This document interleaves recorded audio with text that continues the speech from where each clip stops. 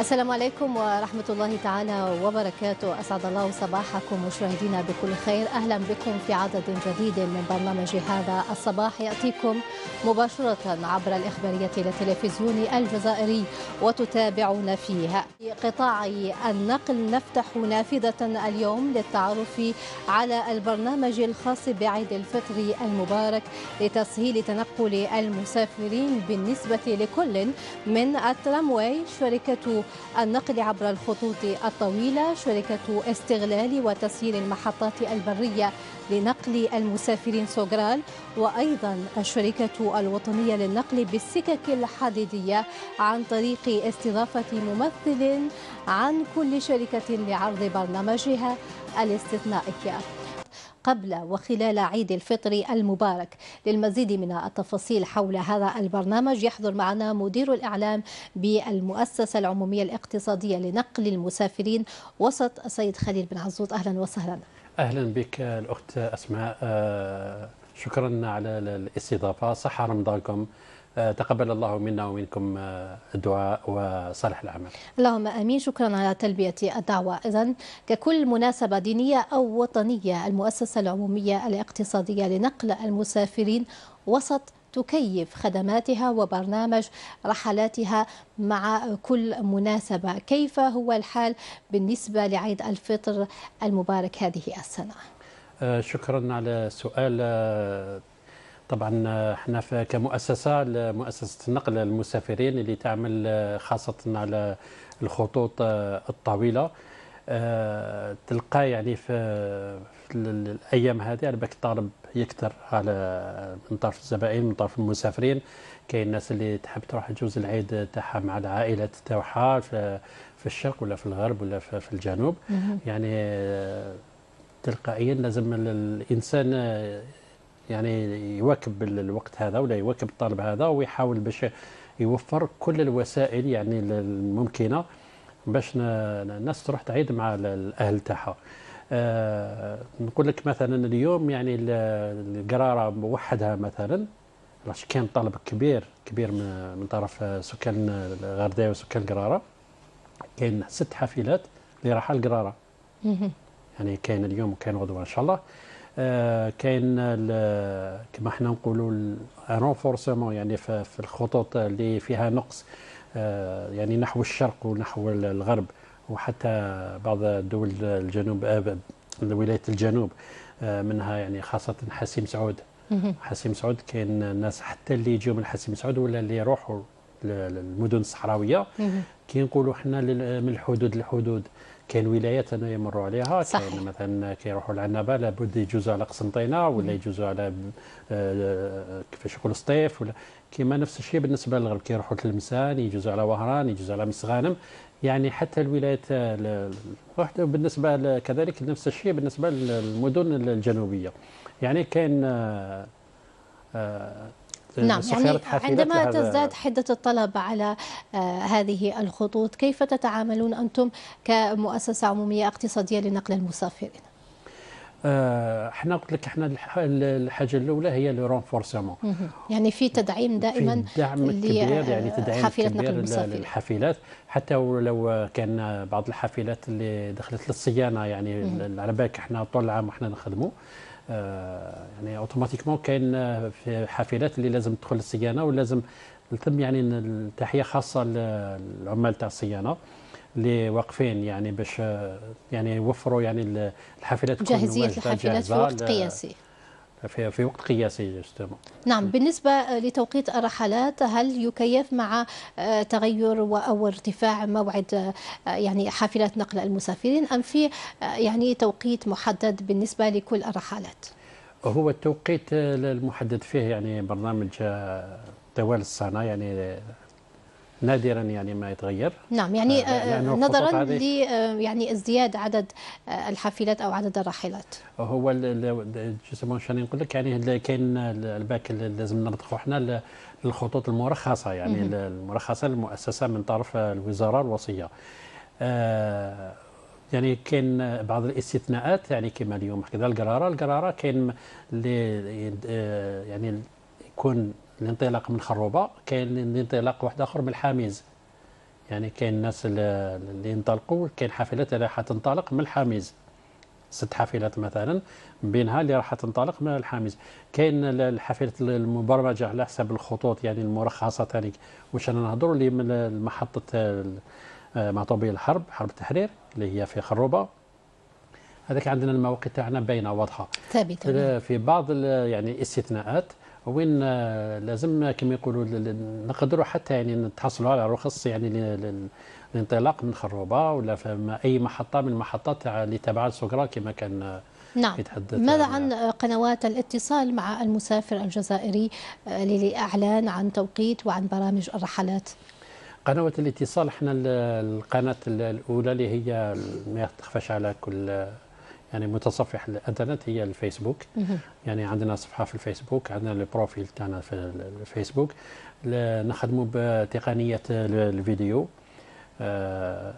عندنا البرامج يبث يوميا خاصة في شهر رمضان، واحنا شهر رمضان احنا نتأقلموا مع شهر رمضان. نعم. على بالك كاين وقت وين وقت تاع الفطور، يعني باش كاين بعض المطاعم اللي يعني نسقوا معاهم باش حتى الناس كي يروحوا في جو عائلي، جو نظيف، جو مريح، يروحوا يفطروا. هذا رمضان يعني ماهوش الانسان صايم.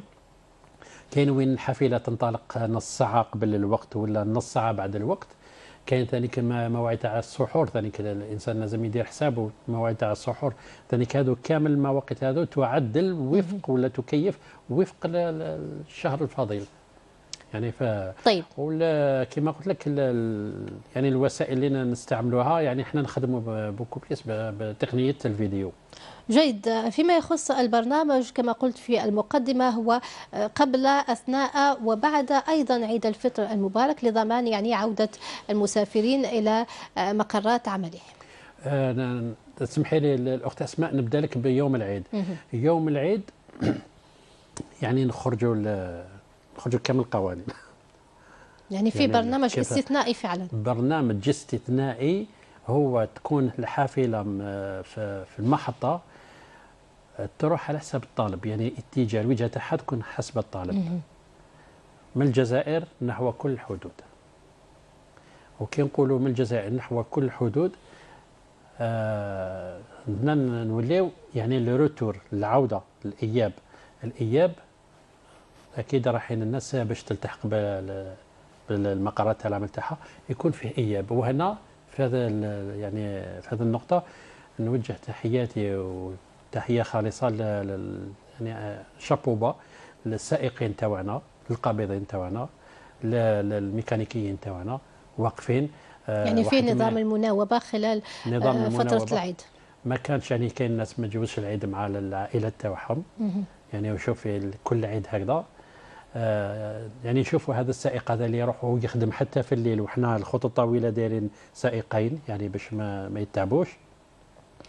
يعني الناس راهي تضحي يعني على هذاك. احنا واش نقول نحييهم، وان شاء الله المواطن يتفهم ذلك التعب تاع السائق، ويتفهم حتى على بالك كيفاش تعامل مع السائق، وثاني حتى السائق ثاني راهو يشوف راهو ينقل ارواح، يعني لازم يكون قد المسؤولية. صحيح. بالإضافة إلى البرنامج الذي تسطره المؤسسة العمومية الاقتصادية لنقل المسافرين وسط، فيه أيضا عمليات توعوية وتحسيسية التي تبقى دائما متواصلة، خاصة فيما يتعلق بالتوعية والتحسيس للحد من حوادث المرور. بالنسبة للنقطة هذه احنا منذ سنوات يعني تبنينا يعني هذا تبنينا المشروع هذا ولا حتى الحملة هذه للحد أو للتقليص من حدة الحوادث. يعني كافة هو شعارنا، كافة من إرهاب الطرقات. كاين هذا الشعار هذا ثاني تبناه معنا، ربما تسمحي لي تقول للدكتور كواش اللي نحييه من هذا المنبر، اللي راهو يخدم يعني راهو يقوم بعمل جبار. احنا كفا يعني ماش راح نحبسوها، احنا بديناها في 2020 وراح نستمر بها حتى كما يقولون ان شاء الله تتقلص يعني، ولا نحاولوا يعني نقلصوا شويه من حده تاع الحوادث اللي راهي يعني تحصد يوميا. نعم. السيد بن عزوط، من خلال هذه الحملات التوعوية والتحسيسية ما هي النقاط ربما التي تركزون عليها أكثر خلال عملياتكم التوعوية والتحسيسية؟ اولا احنا النقاط اللي نركزوا عليها هي كاين قوانين داخليه مضبوطه، وكاين تعليمات من طرف المديريه العامه ومن طرف حتى الوزاره الوصيه ومن طرف المجمع العمومي للنقل البري. هي اولا الاستعمال تاع السرعه ما كاش استعمال تاع السرعه. السائقين لازم يكون سائقين في الخطوط الطويله اللي تفوت اكثر من 500 كيلومتر. معذره. كاين نقاط اخرى، النظافه تاع والصيانه تاع الحافله، يعني تلعب دور. يعني كاين مراجعه يوميه ودوريه يعني خاصه بالمراجعه التقنيه وحتى الصيانه تاع الحافله.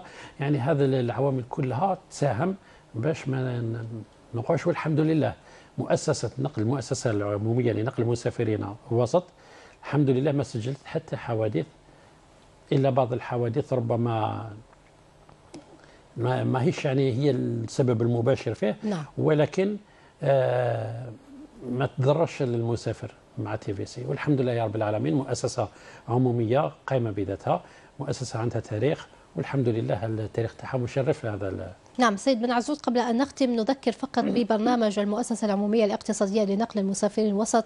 يعني قبل، أثناء وبعد عيد الفطر المبارك الرحلات ستكون متوفرة، الخطوط أيضا ستكون حسب الطلب. نعم. هذا يعني باش نقول للمواطن الجزائري مرحبا بك في محطة خروبة، راك راح إن شاء الله وتروح بكل راحة وأمان، اللي هو الشعار تاعنا.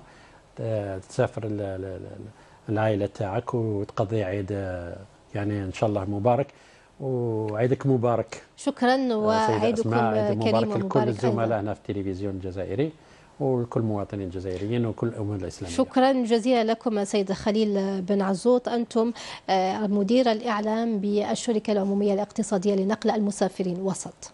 شكرا لك. شكرا. مشاهدينا، إلى هنا نكون قد وصلنا إلى ختام هذا العدد من برنامج هذا الصباح. شكرا على كرم الإصغاء والمتابعة. تقبلوا تحيات الفريق التقني والصحفي الذي خدمكم منذ صبيحة اليوم. إلى اللقاء.